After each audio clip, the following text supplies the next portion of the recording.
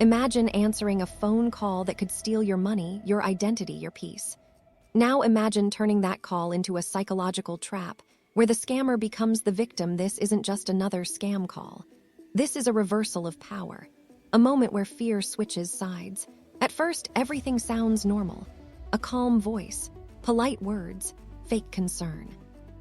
They follow a script written to break you. Pressure, urgency, threats hidden behind politeness. But something feels off.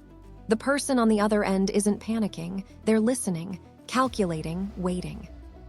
Every sentence the scammer delivers comes right back at them. Every trick they try fails. And then it happens. A pause, a crack in the scammer's voice.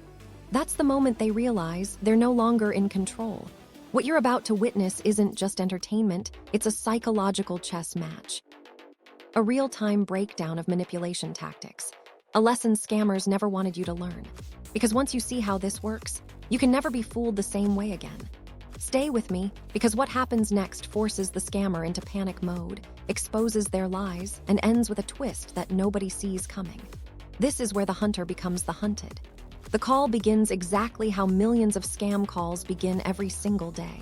Professional tone, fake authority. Urgency wrapped in politeness. The scammer believes they've found another easy target. Someone distracted, someone nervous, someone ready to obey. But this time they're wrong. Instead of interrupting, the victim listens carefully. Every keyword, every pressure phrase, every rehearsed sentence. Your account is at risk. Immediate action required. Failure to comply may result in legal consequences. Classic fear programming. Scammers rely on emotional hijacking. They want panic because panic disables logic. And logic is the enemy of manipulation. But the victim stays calm. Too calm. They repeat the scammer's own words back to them slowly, asking innocent questions, clarifying details the scammer never expects to explain. This is where the first crack appears. Scammers are trained to push forward, not explain backward. When forced to justify their lies, their confidence weakens. The victim pretends to cooperate, plays just dumb enough, just confused enough. But underneath, they're steering the entire conversation. The scammer grows impatient, raises their voice slightly, applies more pressure. And that's exactly what the victim wants, because pressure reveals character. Now the scammer contradicts themselves, misses small details, forgets what they said 2 minutes ago. The victim catches everything. They mirror the scammer's tone, use the same phrases, flip authority into mock compliance. The scammer doesn't realize it yet, but they're walking into their own trap. This is the moment the energy changes. The scammer notices something strange. Their script isn't working. Threats don't scare this person. Urgency doesn't rush them. Authority doesn't impress them. So the scammer escalates. They interrupt more. They talk faster. They repeat commands. But confidence without control sounds like desperation. The victim now starts leading the conversation. They ask questions the scammer can't answer. They point out inconsistencies. They casually mention knowledge scammers don't expect victims to have. And then silence. A few seconds, heavy breathing. The scammer is thinking, that's rare. Scammers aren't trained to think, they're trained to dominate. Now they're losing dominance. Their voice tightens, tone changes.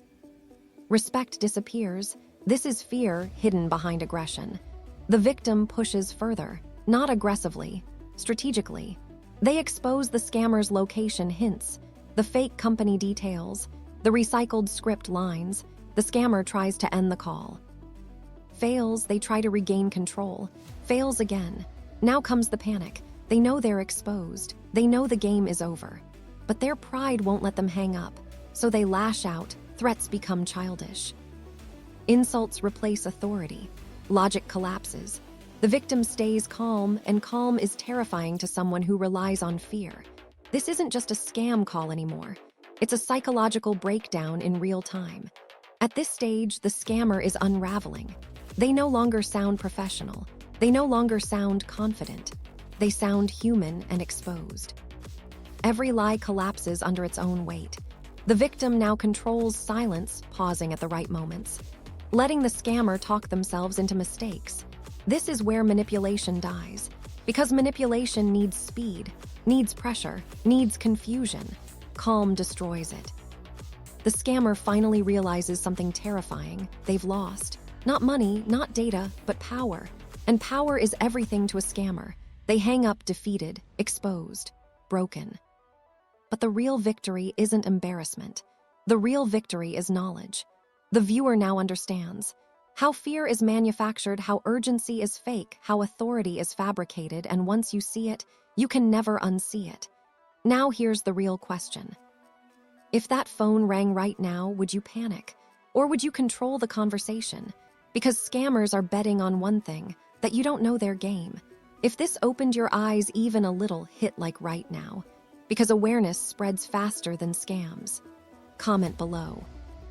Control if you think you could stay calm, honest, if you think you'd panic and share this with one person, because one share might stop one scam.